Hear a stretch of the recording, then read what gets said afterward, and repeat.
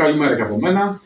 Αρχικά να σας καλωσορίσω στο κτίριο διοίκησης του ΕΚΑΒ Θράκης και είμαι πολύ χαρούμενος για το ενδιαφέρον σας.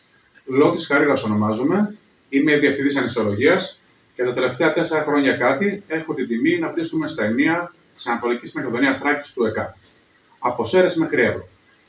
Στο σημείο αυτό, όπως κάνω πάντα, θα ήθελα να ευχαριστήσω τόσο το Διοικητικό Συμβούλιο του ΕΚΑΒ και ιδιαίτερα τον πρόεδρο κ. Παπαευσταθίου, καθώς και του Υπουργείου, που με εμπιστεύτηκαν σε μια τέτοια θέση και σε περίοδο δύσκολη για τη χώρα και για τον πλανήτη, μέσω COVID-19.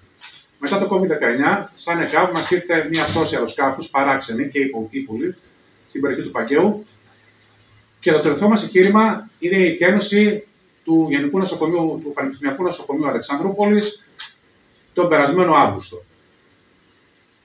Πριν προχωρήσουμε κάτω στο κομμάτι για το πώς έγινε η εκένωση, θέλω να σας πω 2 λόγια για το τι είναι το ΕΚΑΒ.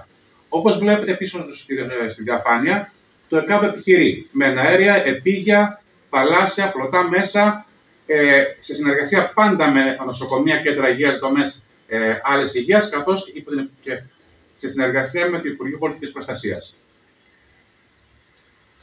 Τώρα, εδώ θα περάσουμε κατευθείαν στο κομμάτι της εκένωσης του νοσοκομείου.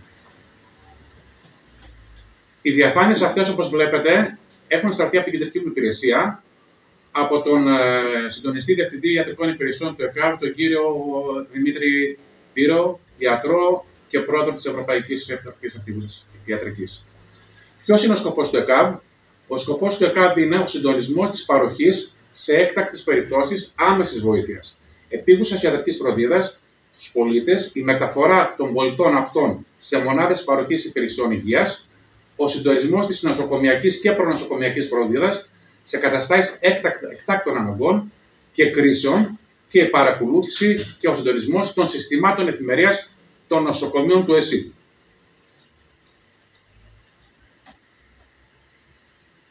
Για να δούμε λιγάκι τους πυλώνες του ΕΚΑΒ. Ο πρώτος πυλώνας είναι ο επιχειρησιακός κομμάτι, το επιχειρησιακό κομμάτι. Εδώ είναι το ενιαίο συντονιστικό κέντρο. Δηλαδή το κομμάτι που συντονίζουμε τις δραστηριότητες μας. Πάμε στο τακτικό πυλώνα του ΕΚΑΒ.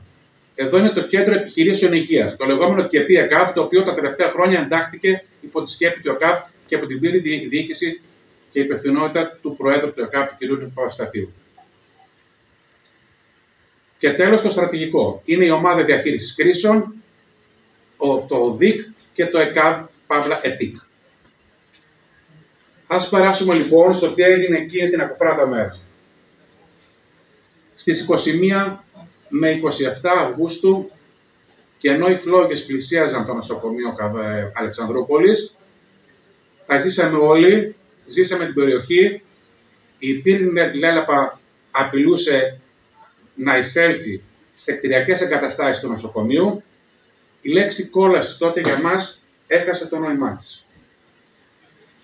Και ενώ οι πυροσβέστες έδιναν μάχη για να σβήσουν τις φωτιές,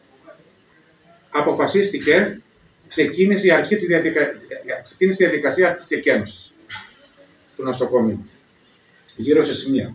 Μετά από σύσκεψη που έγινε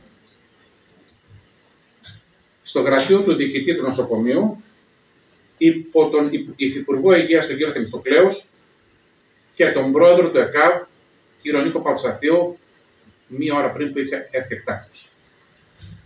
Εκείνη τη στιγμή, ως διευθυντής, η ερώτηση που δέχτηκα ήταν: είστε έτοιμοι, κύριε Λότη? Λέω απόλυτα. Μου λέει: είστε έτοιμοι, κύριε Λότη? Λέω απόλυτα. Και εδώ πήρα δύναμη από τους διασώστες, νοσηλευτές, ιατρούς του ΕΚΑΒ. Όταν τους είπα πρέπει να πετύχουμε, γύρισαν και μου είπαν: είμαστε καταδικασμένοι να πετύχουμε. Εκείνη την ώρα γυρίζει ο Υπουργός και μας λέει, ο Υφυπουργός, συγγνώμη, μίλησε με τον Υπουργό και αποφασίστηκε η προληπτική εκένωση του νοσοκομείου. Ξεκινάμε τώρα.